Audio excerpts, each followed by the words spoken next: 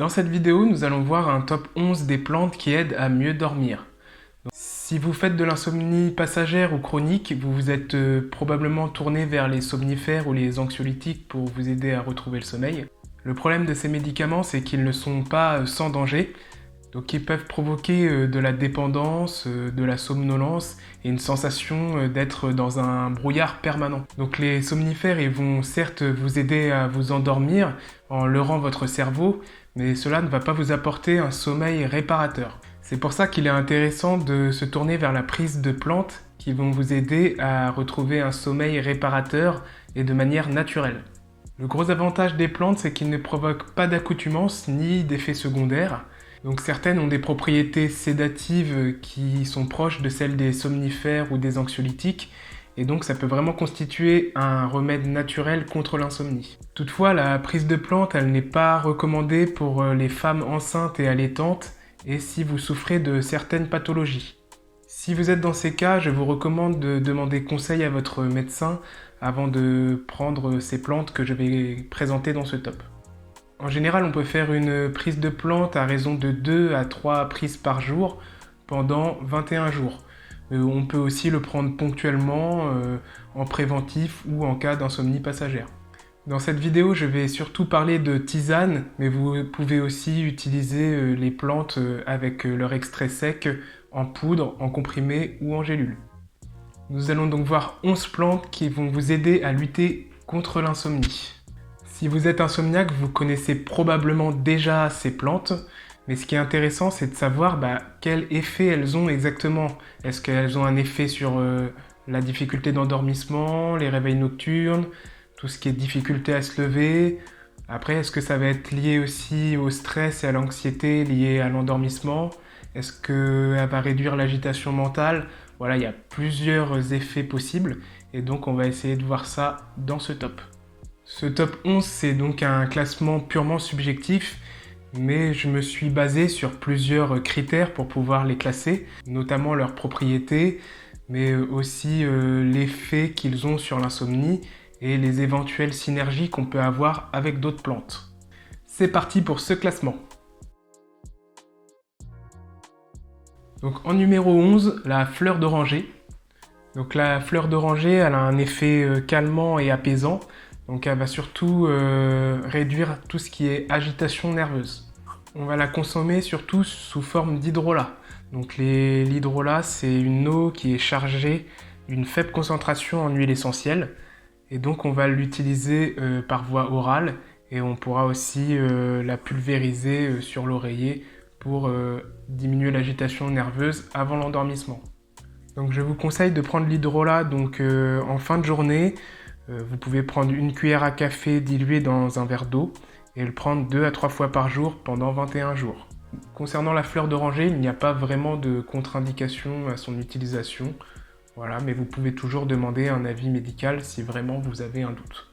Numéro 10, la lavande.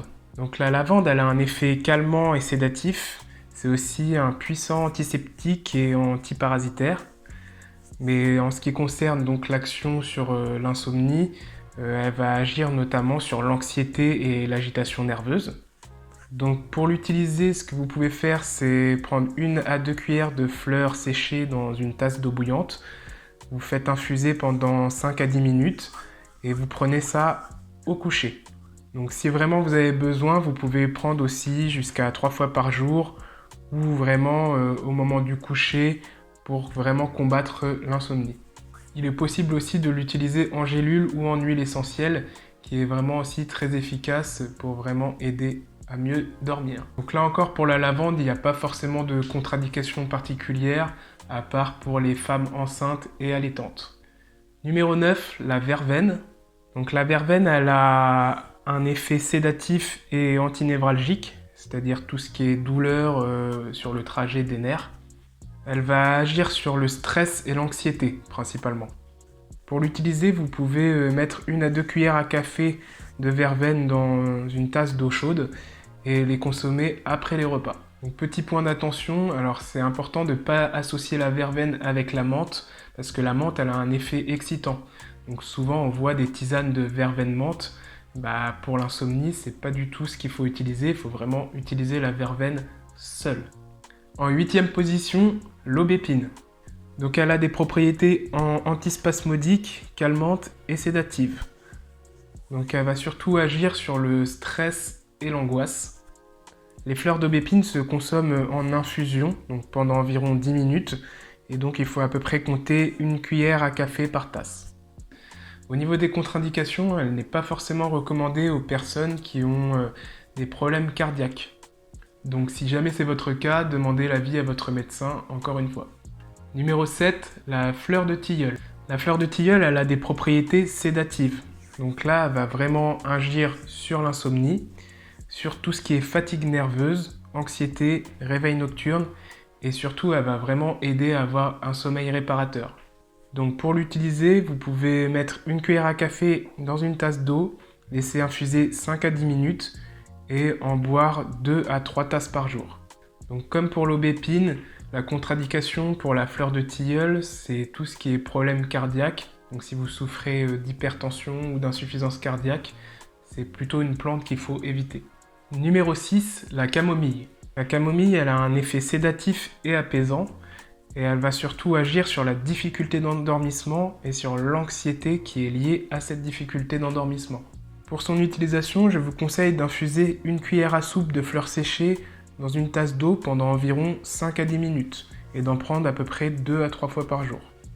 La contre-indication de cette plante, c'est tout ce qui est allergie à la famille des astéracées, par exemple la marguerite ou le pissenlit. Avant de passer au top 5 et si vraiment vous appréciez mon contenu, laissez-moi un pouce bleu et abonnez-vous, cela m'aide beaucoup pour développer ma chaîne. Vous pouvez aussi laisser un commentaire pour me dire quelle plante vous avez envie de tester ou celle que vous avez déjà testée et les résultats que vous avez eus. Nous arrivons au top 5, donc numéro 5, le houblon. Le houblon, on n'y pense pas souvent, mais effectivement, elle a un effet sédatif également. Il va surtout aider les personnes qui ont des difficultés à s'endormir et notamment à cause des bouffées de chaleur nocturnes. Il peut être aussi intéressant à prendre quand on a des transpirations nocturnes de manière générale. Pour l'utiliser, vous pouvez consommer 1 à 2 fois en soirée. Donc infuser à peu près 1 cuillère à café dans une tasse d'eau bouillante pendant à peu près 5 à 10 minutes. Donc, ce qui est intéressant avec le houblon, c'est quand il est associé à la valériane, il permet de vraiment diminuer le temps d'endormissement, améliorer la qualité du sommeil et diminuer la fréquence des réveils nocturnes. Alors le seul problème, c'est qu'il contient des phytoœstrogènes qui sont susceptibles de dérégler l'équilibre hormonal, donc il ne va pas être recommandé pour les femmes enceintes et allaitantes, mais il ne va pas non plus être recommandé pour tout ce qui est cancer hormonodépendant. En numéro 4, la mélisse. Donc la mélisse, elle a un effet calmant, sédatif et même un effet hypnotique. Donc il est proche d'un effet anxiolytique et il a un effet apaisant et relaxant au niveau digestif. Donc toutes ces propriétés, ça va permettre de diminuer l'inquiétude, le stress, l'anxiété, tous les spasmes et les crampes d'estomac qu'on peut avoir. En fait, son action va vraiment agir sur le ventre et va permettre de détendre tous les muscles abdominaux et de relâcher à la fois au niveau digestif, donc au niveau du ventre, mais aussi au niveau de la boule de tracte qu'on peut avoir. Donc on peut l'utiliser en tisane, donc à raison de 2 à 3 fois par jour. Et là, ce qu'on peut faire, c'est vraiment de l'utiliser de manière assez concentrée. On peut mettre à peu près 2 à 4 cuillères à café de feuilles de mélisse dans une tasse d'eau chaude et le faire infuser pendant 5 à 10 minutes. Là où la mélisse est aussi très intéressante, c'est quand elle est combinée à la valériane. Dans ce cas-là, elle serait aussi efficace qu'un somnifère. Et elle s'associe bien avec la passiflore si jamais vous avez des problèmes d'anxiété. En général, la mélisse, elle n'est pas conseillée si vraiment vous souffrez d'hypothyroïdie. Donc nous arrivons enfin dans le top 3.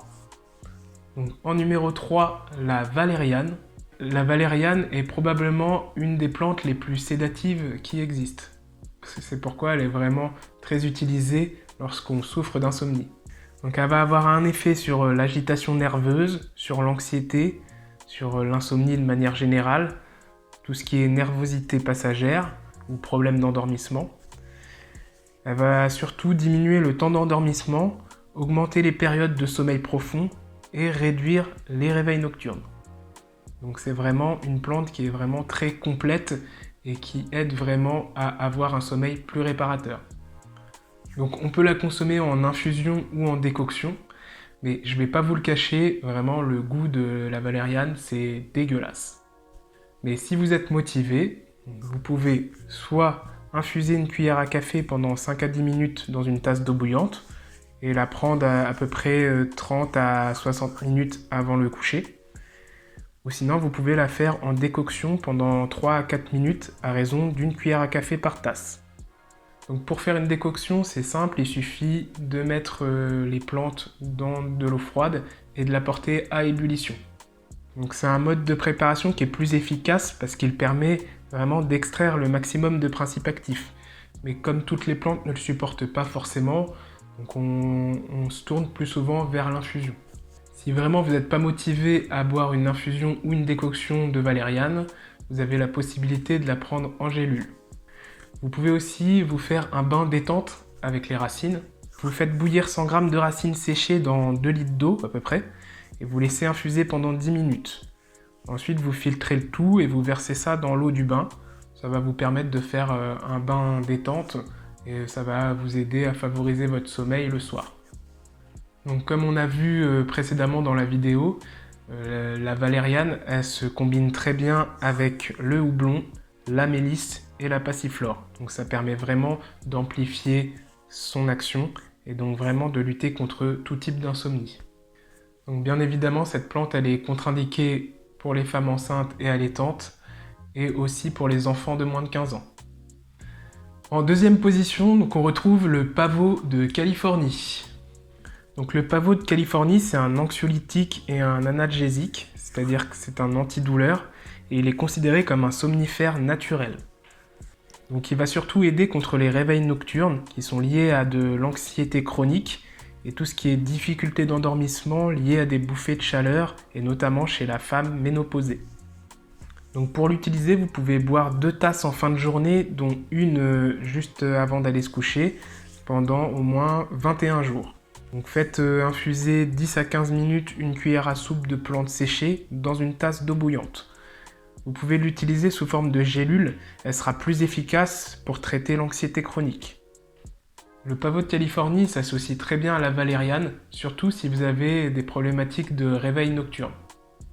Vous pouvez aussi l'associer à la passiflore et à l'aubépine si jamais vous êtes plutôt de nature anxieuse. Comme la valériane, cette plante elle est contre-indiquée pour les femmes enceintes et allaitantes, mais aussi pour les enfants de moins de 15 ans. Elle a aussi tendance à provoquer de la somnolence, donc évitez de la prendre en journée, donc plutôt le soir quand vous êtes chez vous tranquille. Et en première position de ce top, nous retrouvons la passiflore.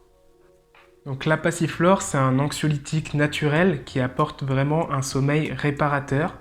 Donc elle a des propriétés calmantes, sédatives et elle a aussi une action antalgique. Donc on peut l'utiliser dans plusieurs cas, notamment donc l'anxiété généralisée, la dépression, la nervosité, l'hyperexcitation, l'angoisse, tout ce qui est cauchemar et terreur nocturne, les spasmes musculaires, les douleurs névralgiques et tout ce qui est troubles digestifs. De manière générale, on l'utilise évidemment pour tous les troubles du sommeil. C'est donc pour moi une des plantes stars qui sont les plus importantes à utiliser quand on souffre d'insomnie. Pour l'utiliser, il suffit d'infuser environ 5 minutes une cuillère à café de fleurs de passiflore dans une tasse d'eau bouillante. Donc c'est une plante qu'il vaut mieux prendre aussi en fin de journée car elle a vraiment un effet sédatif assez puissant. Idéalement, on va la prendre 1 heure avant d'aller se coucher. Donc si vous avez des palpitations, vous pouvez combiner la passiflore avec de l'aubépine. Et si vous avez une tendance à la rumination la nuit, vous pouvez associer la passiflore avec du tilleul et de la valériane. Et ça sera à boire en fin de journée également. Donc la passiflore, elle n'a pas de contre-indication particulière, sauf une précaution au niveau de la femme enceinte et allaitante, comme toujours. Voilà pour ce top 11, donc n'hésitez pas à me dire ce que vous en pensez dans les commentaires. Et n'hésitez pas à mettre un pouce bleu si ce n'est pas déjà fait, à vous abonner à cette chaîne. Et vous pouvez aussi télécharger mon guide du sommeil qui est en lien dans la description. Quant à moi, j'ai plus qu'à vous dire prenez soin de vous et à bientôt pour une prochaine vidéo.